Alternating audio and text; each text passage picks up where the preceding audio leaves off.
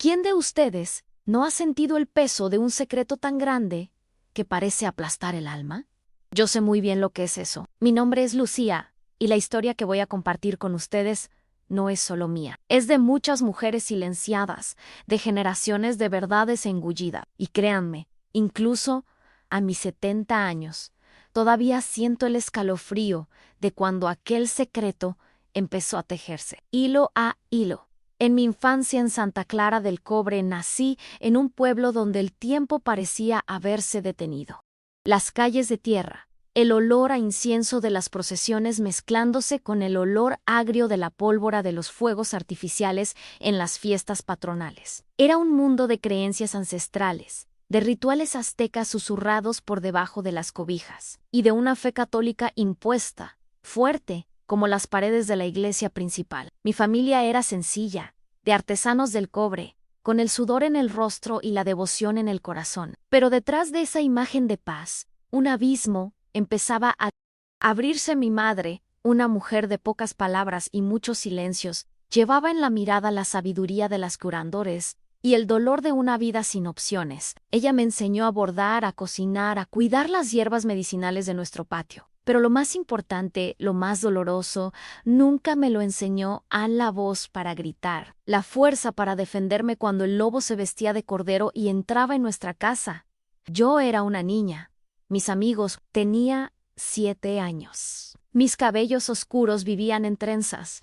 Y mis ojos, que hoy guardan tanta historia, en aquel entonces estaban llenos de una curiosidad inocente. Mi rutina estaba hecha de juegos bajo el sol abrasador, de las tareas domésticas y de las clases de catecismo. La iglesia era el centro de todo, y el padre Miguel, el hombre más respetado del pueblo. Sus manos, que bendecían, y sus susurros, que prometían salvación, fueron para mí el inicio de mi infierno. Antes de que nos adentremos, me encantaría saber desde dónde están siguiendo esta historia. Es una alegría inmensa saber que mis experiencias pueden tocar corazones en tantos lugares diferentes. Dejen su comentario abajo y díganme. En mi mente de niña, la confusión era gigante. Lo que él hacía no parecía correcto, pero nadie hablaba. Mi madre, con los ojos en el suelo, con la boca cerrada. Las otras mujeres del pueblo, con el miedo en la mirada. Me sentí sola, aislada en un secreto que me sofocaba, mientras el mundo alrededor seguía girando, indiferente a mi dolor. Me forcé a sonreír, a jugar, a cantar en el coro de la iglesia, como si nada estuviera pasando. Era la única forma de sobrevivir. Los años se arrastraron, y el secreto se convirtió en una parte de mí, una cicatriz invisible, pero que dolía con cada respiración. Mi hija es mujer. Me casé, tuve hijos, nietos, pero la sombra del pasado nunca me dejó. La alegría era siempre incompleta, la paz, pasajera. Pensé que me llevaría el secreto a la tumba, que era mejor así, para no perturbar a la familia, para no manchar el nombre de nadie. Pero la vida tiene sus propios planes de redención. Ahora, prepárense para conocer la increíble jornada de una anciana que, con la fuerza de sus ancestros y la valentía que viene de la desesperanza, superó el silencio de toda una vida. Aprenderán cómo la verdad, por más dolorosa que sea, puede ser la clave para la liberación y la sanación de generaciones. Vamos a empezar. La muerte de mi madre hace 5 años me afectó de una forma extraña. Pensé que con ella, el último lazo con aquel secreto se rompería, pero no anié. Fue lo contrario. El vacío que dejó me trajo a la superficie todos los recuerdos, todos los miedos. Y entonces, el pequeño Miguelito, mi nieto, enfermó. Ver a ese angelito frágil, luchando por la vida, me hizo cuestionar el legado que dejaría. No podía permitir que el miedo y el silencio fueran la herencia de mi familia. Fue en ese periodo de turbulencia que la noticia de la llegada de una periodista de la capital, Paloma, llegó a estaba investigando historias antiguas, casos de injusticia y silencio. Un escalofrío me recorrió la espalda. El miedo, ese viejo compañero, me apretó el pecho. Pero, esta vez, una llama nueva, terca, se encendió. Era el momento. Tenía que romper el silencio. No por mí, sino por todos los que vinieron antes y por todos los que vendrán después. La decisión de buscar a la periodista Paloma no fue fácil. Cada paso hacia su casa, al día siguiente, parecía hundirme más en el lodo del pasado. A mis piernas, acostumbradas al ritmo lento de los años, parecían más pesadas que el plomo. El sol fuerte de Santa Clara del Cobre me daba en el rostro arrugado, pero el calor que sentía no venía de él. Venía de un fuego antiguo reencendido dentro de mí. Era una mezcla de miedo y una valentía terca, una que ni siquiera sabía que todavía tenía. Pensaba, ¿estaré loca después de tanto tiempo al remover esta herida? Pero la imagen de mi nieto, Miguelito, me daba la fuerza que necesitaba. Él, tan pequeño, tan inocente, merecía una vida sin el peso del silencio que aplastó la mía. No podía permitir que esta oscuridad se extendiera por una generación más. ¡Ya basta! La casa de Paloma era sencilla, pero tenía una energía diferente. Libros apilados, papeles esparcidos, un olor a café de olla en el aire. Ella me recibió con una sonrisa acogedora, pero sus ojos, vivos y curiosos, parecían ver a través de mis máscaras. ¿En qué puedo ayudarle, señora Lucia?, preguntó la voz suave, pero firme. Me senté en la silla de mimbre, mis manos temblando ligeramente. Trog saliva, sintiendo el nudo en la garganta que me acompañaba desde niña. Era como si las palabras estuvieran atrapadas por una telaraña invisible. Yo tengo una historia. Empecé, la voz entrecortada. Una historia que nunca le conté a nadie. Paloma me escuchó con una paciencia que me sorprendió.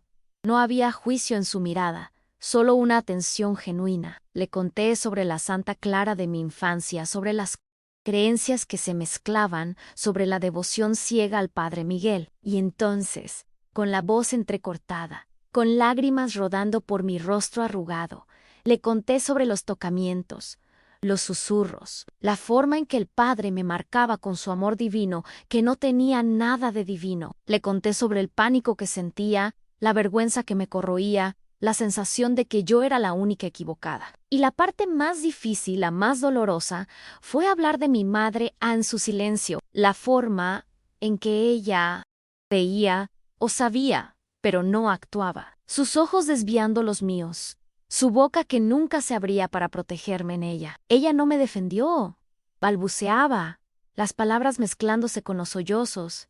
Ella creía en él más que en mí. Pensaba que era la voluntad de Dios, que yo tenía que aceptar. El dolor de la traición de mi propia madre, sumado al abuso, era una carga casi insoportable. Paloma solo me sostenía la mano, sus ojos fijos en los míos, transmitiendo una fuerza silenciosa. Era la primera vez en décadas que decía aquello en voz alta, y el peso aunque mínimo empezaba a disiparse. El día entero transcurrió con mi relato. Cada palabra dicha era como un pedazo de hierro oxidado siendo arrancado de mi pecho. Describí el olor de la sotana del Padre, el sudor frío en mis manos pequeñas, el terror de estar sola con él en la sacristía de la iglesia, la forma en que manipulaba la fe, la devoción de la gente, para aprovecharse de su posición. Recordé los ojos de las otras niñas, algunas con el mismo brillo asustado que yo tenía, otras ajenas,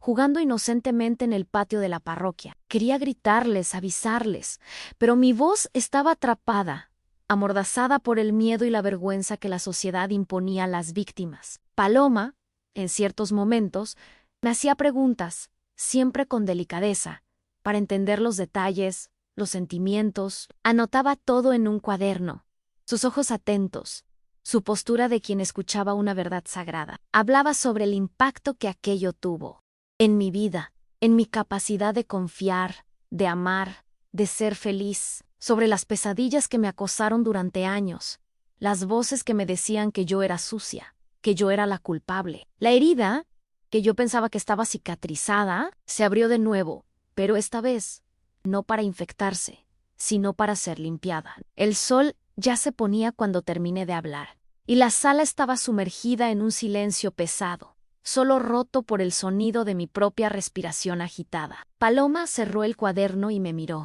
Lucia dijo, su voz firme y llena de convicción. Su historia es poderosa. Es importante que se cuente, no solo por usted, sino por todas las voces que fueron calladas. Yo le creo, Anne, en ese momento, Esas palabras fueron como un bálsamo para mi alma. Creerme era todo lo que necesitaba escuchar, después de tantos años de incredulidad y silencio. Pero no será fácil, ¿verdad, mija? Pregunté, sintiendo una mezcla de alivio y pavor. El alivio de haber hablado, el pavor de lo que vendría después. No, respondió Paloma, con los ojos serios, no será fácil. La iglesia es poderosa, la comunidad es conservadora. Intentarán desacreditar la Alea Menezarén, pero yo estaré con usted. Y juntos buscaremos la verdad. Sus palabras trajeron una mezcla de esperanza y miedo. Sabía que estaba a punto de entrar en una guerra, pero por primera vez no estaría sola. Aquel día, no solo le conté mi historia a Paloma, sino que empecé a recopilar las pruebas que la respaldarían. Le hablé de un pequeño diario que mi abuela, una curandera, me regaló, donde yo, todavía niña, garabateaba algunos de mis sentimientos más profundos y miedos. Era un escondite para mi alma, donde registraba, con dibujos y palabras torcidas, lo que sucedía. Recordé cartas antiguas de mi madre a una tía lejana, en las que mencionaba de forma velada algunos problemas con el padre y cuanto aquello la preocupaba, pero siempre con una resignación que ahora entendía como miedo e impotencia. Había guardado esos objetos por décadas, escondidos en una caja de madera en el fondo de mi armario, como reliquias de un pasado que quería olvidar, pero que, en el fondo, sabía que un día necesitaría. Paloma me animó a buscarlos. Cada detalle cuenta. Lucian, necesitamos todo lo que pueda fortalecer su voz. Salir de la casa de Paloma fue como respirar por primera vez en 70 años. El aire parecía más ligero, el cielo más azul, pero la ligereza venía acompañada de una adrenalina que no sentía desde hacía mucho tiempo. Alp, camino delante de mí, que antes parecía llevar solo al cementerio, y al fin, ahora se abría a un sendero desconocido, pero lleno de una promesa. La promesa de justicia, de sanación, de libertad. Sabía que la jornada sería ardua, llena de obstáculos y dolor, pero la semilla de la valentía, plantada ese día, empezaba a florecer en mi pecho. No estaba solo hablando del pasado, estaba reescribiendo el futuro.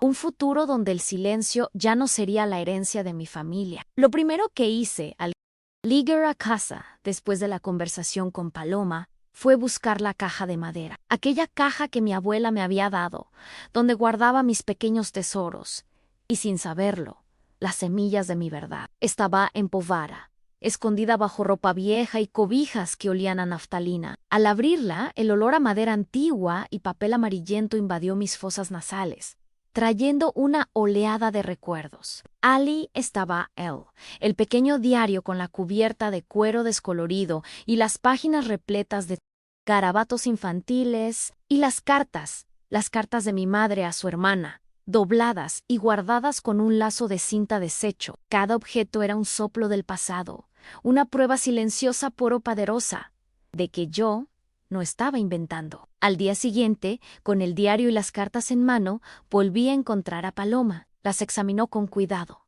sus ojos recorriendo las líneas, descifrando mis dibujos infantiles y las frases enigmáticas de mi madre. «Esto es oro», Lucía susurró, la voz llena de emoción.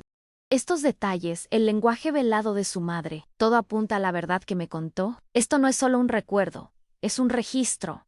El alivio me inundó. No era solo mi palabra contra la del mundo. Tenía algo concreto, algo que había sobrevivido al tiempo y al olvido forzado. Era como si las voces del pasado estuvieran, finalmente, encontrando una forma de ser escuchadas. Pero la alegría duró poco. La noticia de que yo estaba removiendo el pasado y hablando con forasteros comenzó a circular por el pueblo como un veneno. En Santa Clara, las paredes tienen oídos y los chismes corren más rápido que el viento. Mi propia familia fue la primera en reaccionar. Mi hija mayor, Sofía, vino a verme con los ojos llenos de desaprobación. «Mamá, ¿por qué ahora?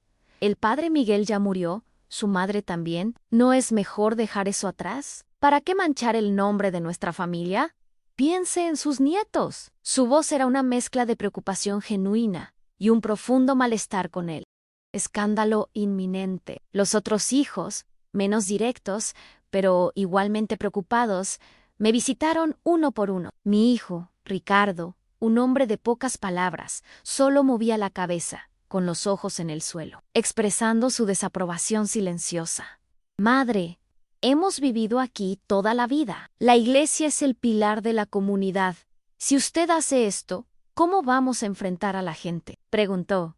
La voz casi un susurro. Era como si yo estuviera deshonrando a todos, no solo a mí. El peso de la tradición, del ¿qué dirán?, era casi tan opresor como el miedo del propio abuso. Intentaba explicar, pero las palabras parecían no alcanzar sus corazones presos de la imagen de una familia perfecta, de un pueblo tranquilo. Las reacciones de la comunidad no fueron menos dolorosas. Las vecinas que antes me saludaban con cariño, ahora desviaban la mirada. En la misa, los cuchicheos eran evidentes.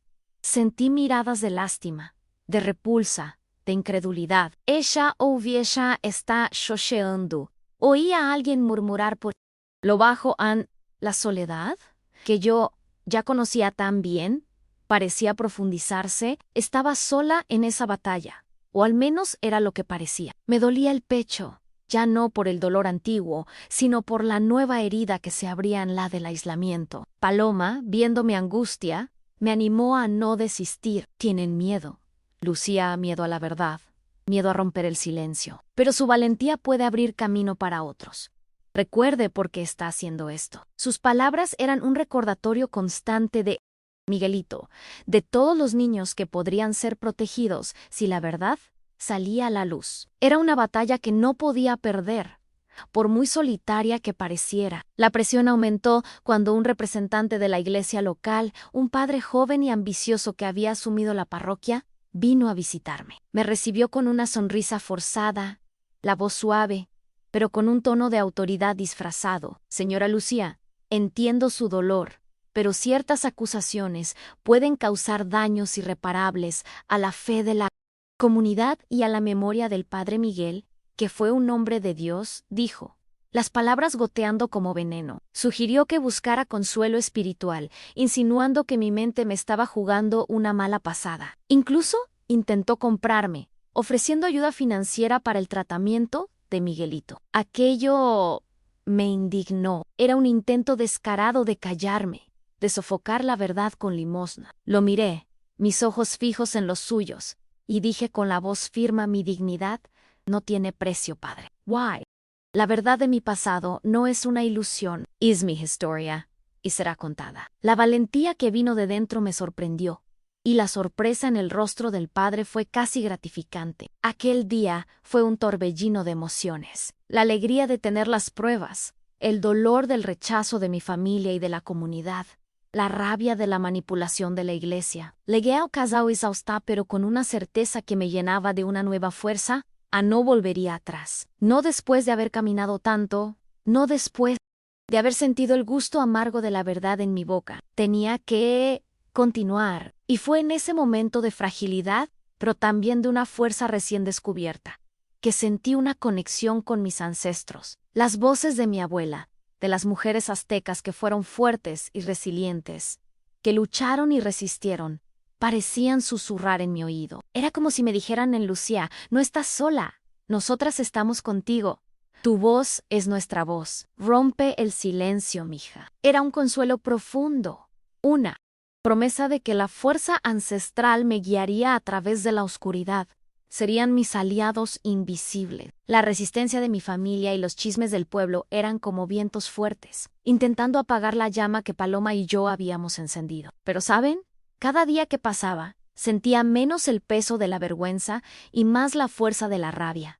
Una rabia justa que me impulsaba. Las noches, antes llenas de pesadillas del pasado, ahora me traían visiones de mis ancestros. Los veía, los antiguos aztecas, con sus rostros pintados, sus penachos de plumas, la fuerza en sus ojos. Me daban valor, me susurraban palabras de resistencia, me recordaban quién era yo, de verdad, una hija de la tierra, de un pueblo que no se doblegaba. Paloma, con su persistencia y su fe en mi historia, se convirtió en mi puerto seguro. Me ayudó a entender que el miedo de mi familia era comprensible, pero no podía detenerme. Ellos fueron enseñados a temer.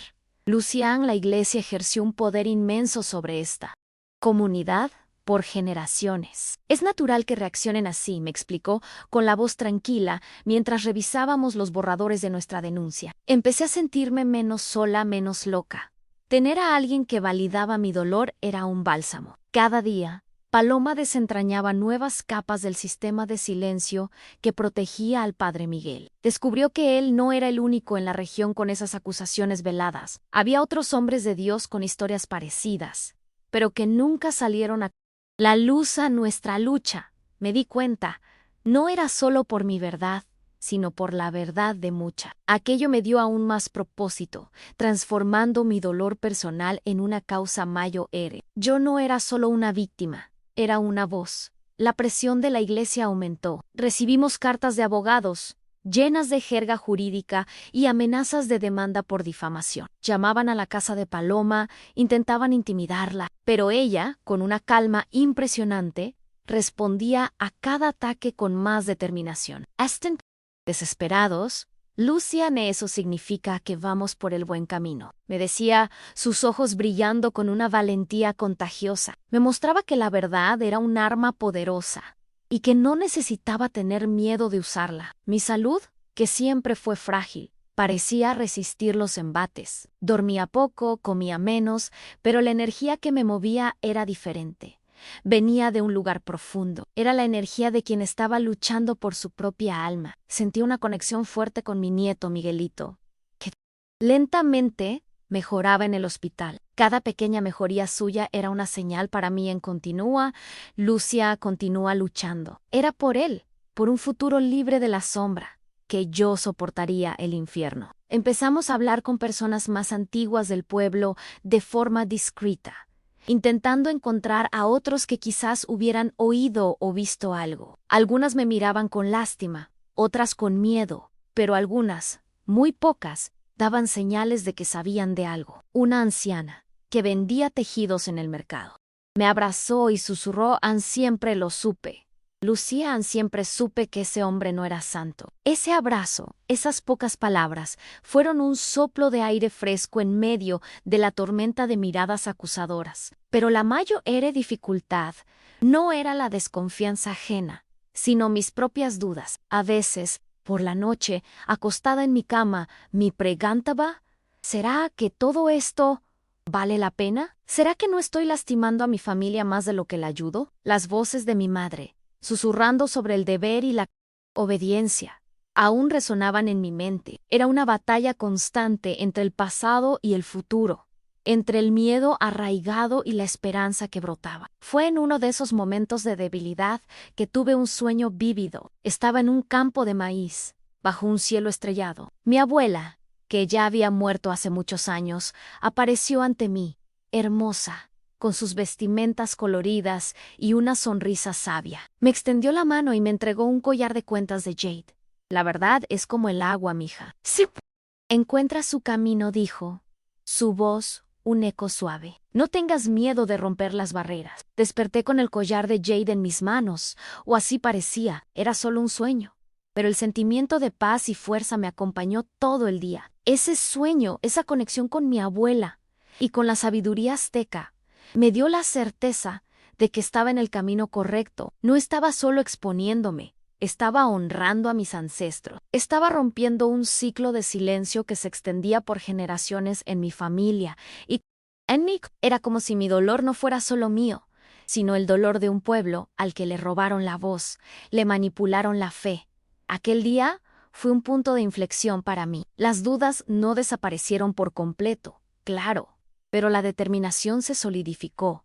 Ya no era la niña asustada, ni la mujer resignada. Era Lucia, una mujer de 70 años con la sabiduría del tiempo y la fuerza de un propósito.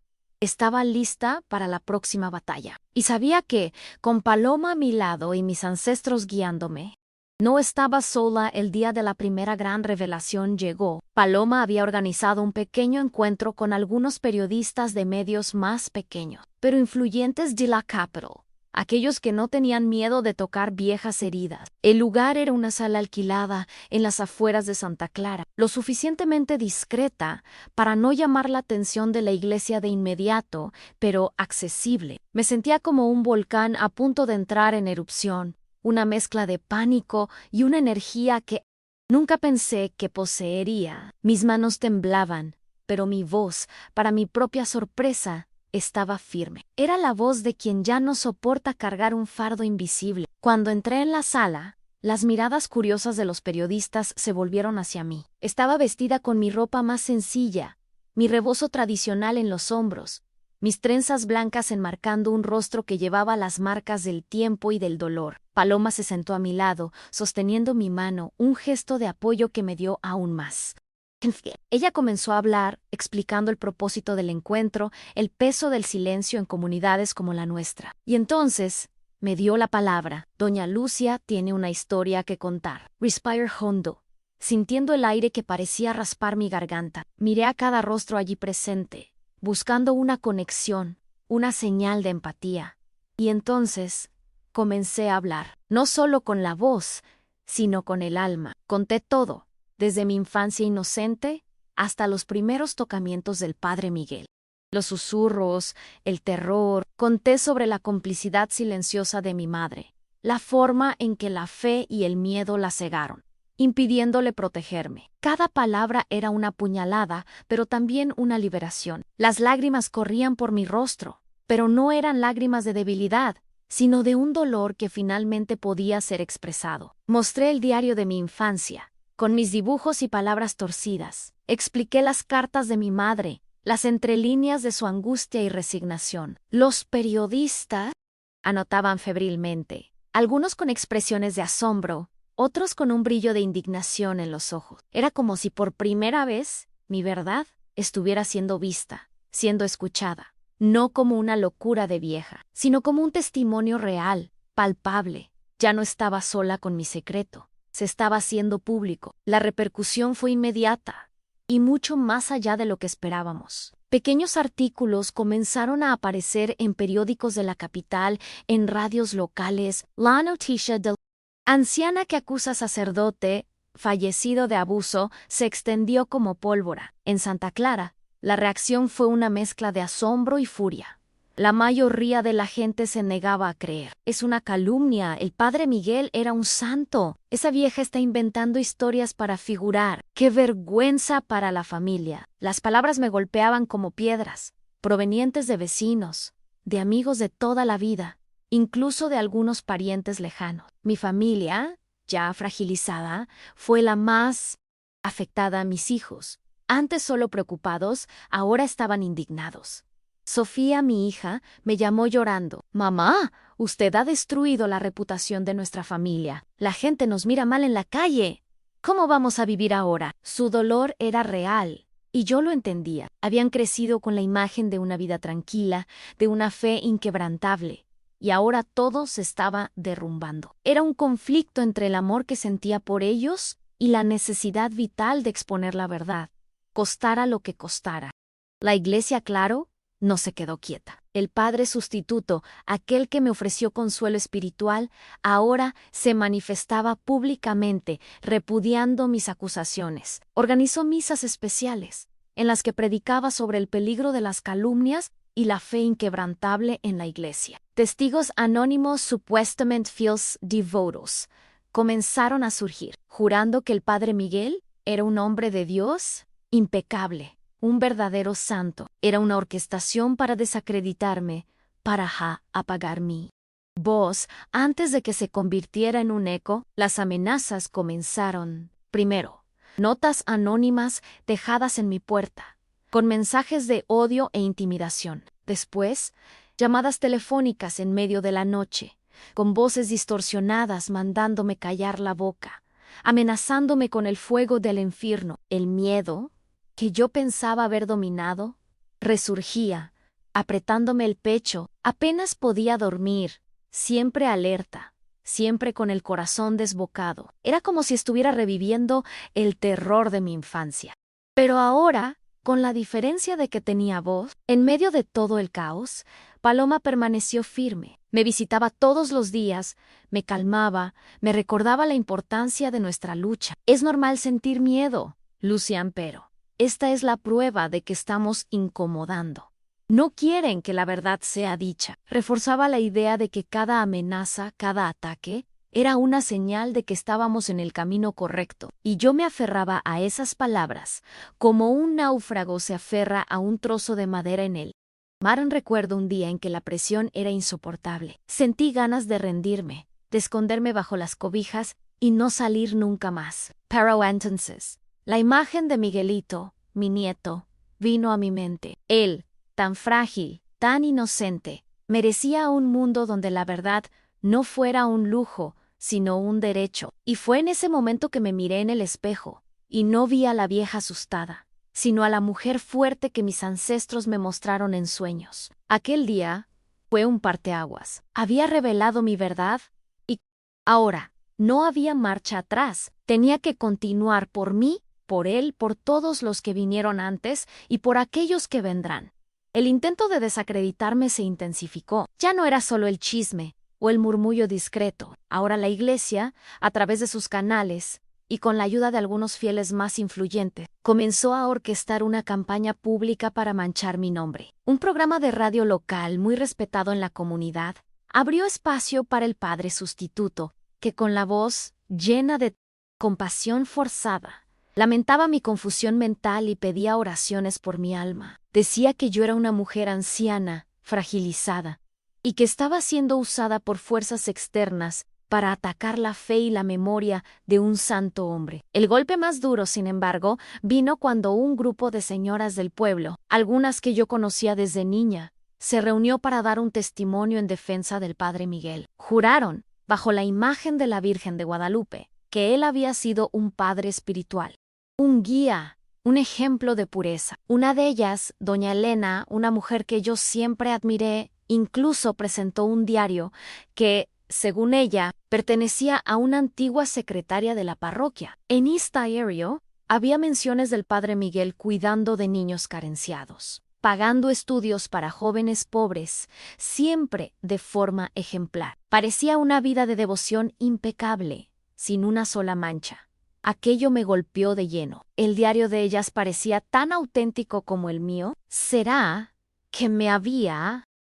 ¿Será que el dolor de mi infancia había distorsionado mis recuerdos? La duda, como una serpiente venenosa, comenzó a arrastrarse en mi mente. Las palabras del padre sustituto resonaban en confusión mental. Miraba mis manos arrugadas, el tiempo que había pasado, y me preguntaba si me había vuelto loca. La verdad parecía escurrirse entre mis dedos, y no conseguía retenerla. Paloma, que estaba conmigo cuando la noticia del diario de la secretaria fue difundida, percibió mi desesperación. Intentó calmarme, diciendo que era una táctica para desestabilizarnos. Están jugando sucio, Lucian. Esa es una jugada desesperada. Tenemos que investigar ese diario. Estoy segura de que hay algo mal. Pero yo estaba tan afectada que apenas podía escuchar sus palabras. La fuerza que había construido parecía derrumbarse. Mis hijos, viendo lo que estaba sucediendo, vinieron de nuevo, pidiéndome que desistiera. Mamá, esto nos está destruyendo. Vea lo que le están haciendo. Por favor. Deténgase, suplicó Sofía, con los ojos rojos. Por primera vez desde que decidí hablar, la voluntad de retroceder fue casi insoportable. Me sentí pequeña e insignificant.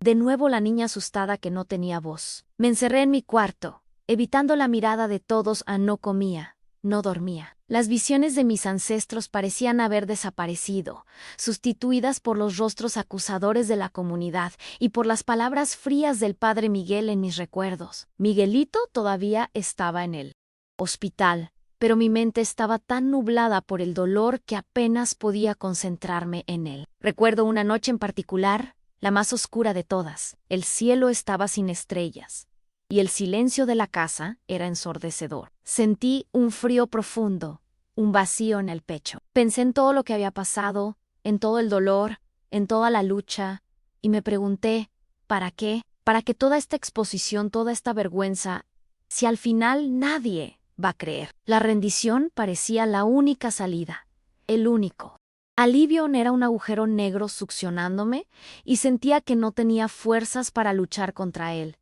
Quería que todo terminara. Quería que el suelo se abriera y me tragara, junto con el secreto y todo el dolor. El diario de mi infancia, que antes era una prueba, ahora parecía un delirio. Las cartas de mi madre, palabras de una mujer desesperada, pero ciega por la fe, ya no me daban la misma certeza. Todo se mezclaba en una niebla de confusión y desesperación. Me sentía completamente derrotada, humillada públicamente. Fue entonces que un pensamiento, como un susurro distante, atravesó la oscuridad. Recordé las palabras de mi abuela en mi sueño, Han. La verdad es como el agua, mija, siempre encuentra su camino. Y de Paloma están jugando sucio, Lucian esto.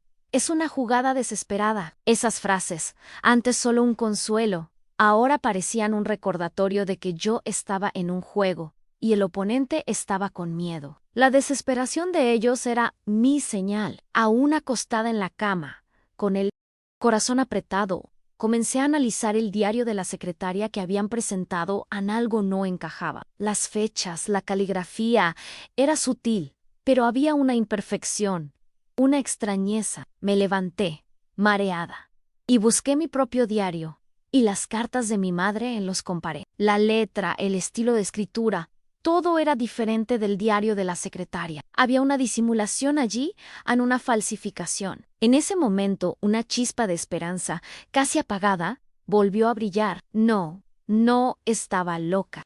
No era una invención de mi mente. Era una trampa, un intento desesperado de callarme. Y con esa percepción, la rabia justa, que había sido sofocada por la duda, resurgió con una fuerza avasalladora. Intentaron destruirme, pero solo reavivaron el fuego en mi ano. Me rendiría, no podía. La verdad era fuerte, y yo lucharía por ella hasta el final. El descubrimiento de la falsificación del diario de la secretaria fue como una descarga eléctrica. Abrió mis ojos a la manipulación, a la extensión de la red de silencio que la iglesia había construido. Aquella noche, con el cuerpo exhausto, pero la mente en ebullición, reviví el sueño con mi abuela. No era solo un sueño, era un llamado. Las cuentas de Jade del collar, que sentí en mis manos, ahora me parecían la propia fuerza de mis ancestros, protegiéndome, guiándome. No estaba sola, nunca lo estuve. Llamé a Paloma en medio de la noche, la voz temblorosa de agotamiento y una nueva determinación. Paloma, creo que falsificaron el diario. Algo raro con la caligrafía, las fechas, no coincide con lo que recuerdo de la época. Ella, con su calma habitual, me escuchó atentamente. Lucia, sabía que había algo sospechoso. Vengo mañana muy temprano.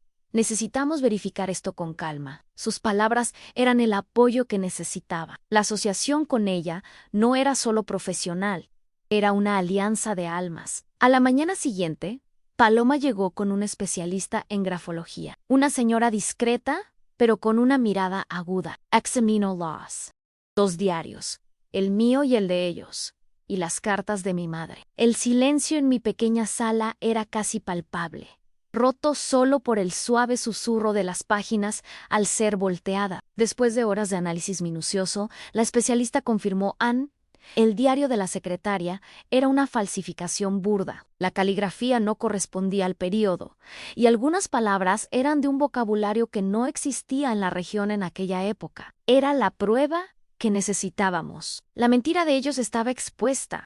La confirmación de la falsificación fue un parteaguas. No era solo mi palabra contra la de ellos, era la verdad contra la mentira, la justicia contra la injusticia. Sentí un alivio inmenso, como si un peso de siglos hubiera sido quitado de mis hombros. Pero, además del alivio, vino una furia renovada. ¿Cómo pudieron intentar engañarme, desacreditarme, usando mentiras tan descaradas? Aquello solo reforzó mi convicción. La verdad necesitaba ser gritada a los 4 vientos. Paloma, con el brillo en los ojos de quien estaba a punto de una gran victoria, comenzó a trazar el siguiente paso. Lucia, ahora tenemos la prueba irrefutable de que están mintiendo para silenciarte. Es nuestro momento. Necesitamos un escenario más grande. Un momento que no pueda ser ignorado. Yo estaba lista. Mis dudas se habían disipado.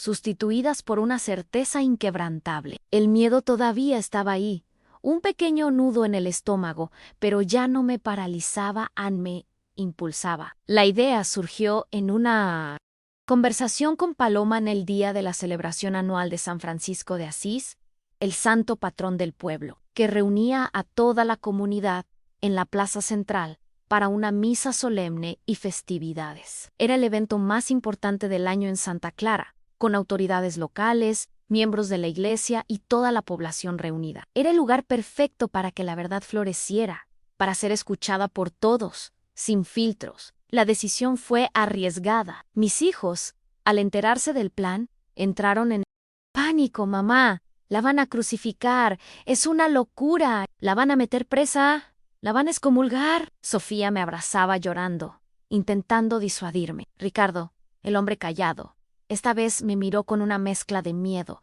y por primera vez un atisbo de orgullo. Les dije, ya no puedo vivir con esta mentira. Es por ustedes, por mis nietos, que necesito hacer esto. Es por todas las mujeres que fueron silenciadas. Era mi oportunidad de romper el ciclo, de sanarme a mí y, quién sabe, a ellos.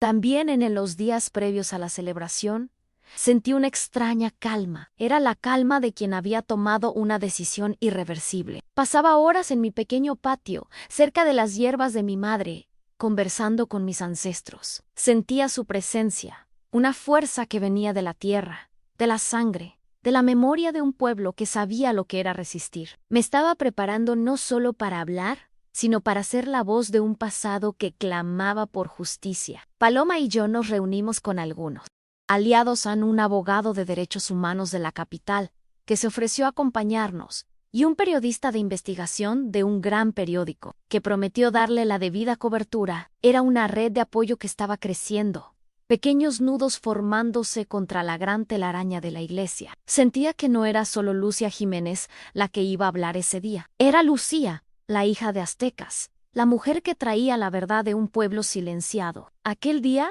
era más que una denuncia. Era un ritual de sanación, una purificación. Sentía que estaba a punto de liberar no solo a mí misma, sino la memoria de mi madre, atrapada en la red de su propia fe y miedo. La verdad sería un grito, un temblor que sacudiría las estructuras del silencio. Estaba lista para la batalla final, para el momento en que la luz de la verdad barrería las sombras de toda una vida y de tantas otras vidas. El día de la celebración de San Francisco de Asís amaneció con un sol fuerte, el tipo de sol que parece querer revelar todos los secretos. La plaza de Santa Clara del Cobre estaba abarrotada, un mar de rostros conocidos, algunos curiosos, otros desconfiados. El olor a incienso se mezclaba con el de antojitos típicos, una falsa normalidad flotando en el aire. Yo estaba en medio de la multitud, con Paloma a mi lado y el abogado a pocos pasos, un libro y las pruebas en mano, mis propios documentos cuidadosamente guardados en mi bolsa. Mi corazón latía fuerte,